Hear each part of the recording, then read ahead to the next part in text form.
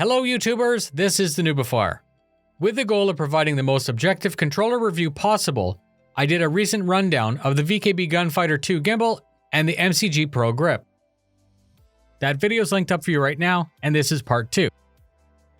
Welcome to a complete teardown guide for care, adjustment, and tuning of the Gunfighter 2 Gimbal. Let's begin. In addition to all the adjustments in the software, which are your center, range, dead zone, and curves, we also have 3 physical things per axis that you can configure. These are the cams, the springs, and the dry clutch. The Gunfighter 2 ships with cam number 10 installed. You can also install the included cam number 30, which has a stronger center detent. The detent manifests as a tactile bump when passing from quadrant to quadrant. You may prefer one or the other, and it's purely up to your taste.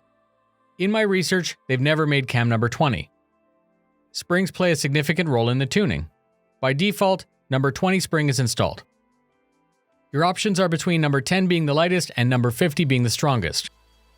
You can also double up on the springs, 2 per axis. This is great if a single 50 won't give you the desired resistance. When using extensions, the extra lever may need a significant boost in spring force.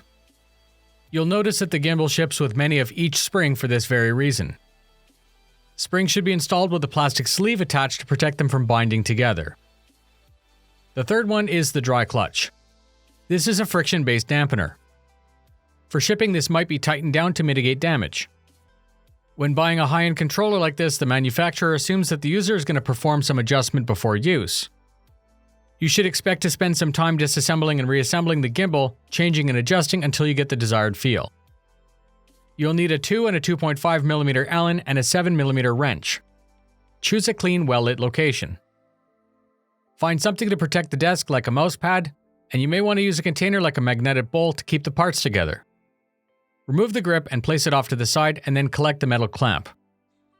To gain access to the wiring, you should actually remove the gimbal from the base or the base mount. With the smaller 2mm Allen, loosen all the cap bolts that hold the rubber boot down. Remove the ring and the bolts. Carefully remove the rubber boot. Loosen and remove the 4 outer flush-mounted cap screws, which will release the gimbal from the case. Flip the unit over and carefully disconnect the wire by pulling on the plastic, not the wire. Place the gimbal case off to the side. The first thing I did was set a start state for each dry clutch. You do this by adjusting the cap screw. Depending on the clamping force between the 2 discs, the stick is going to drag or move without resistance. I backed mine all the way off, and then tightened just to the point where the clutch engaged. My plan was to adjust it tighter from there. Before changing the cams, you should remove the springs. Take up the tension and release the spring at one end. Be sure not to damage any of the sensor boards. When removing the cam, remember the specific order that the parts came off. Each axis is different. You may want to take a picture. Loosen the bolt that holds the cam on. Swap out the cam, reinstall the bolts, and hand tighten.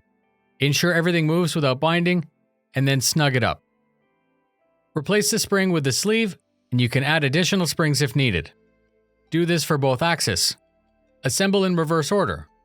Place the gimbal in the housing, install the 4 Allen bolts, install the rubber boot making sure the holes line up, install the retaining ring with the blank at the 11 o'clock position, flip the unit over, carefully connect the wiring, attach the gimbal to a base or mount, replace the grip, and then test.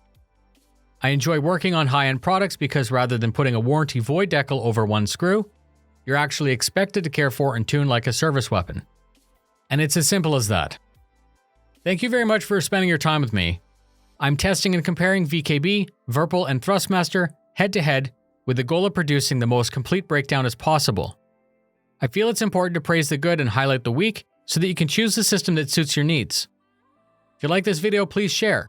Please ask any questions or suggestions you may have in the comments. Fly safe, and I'll see you in the verse.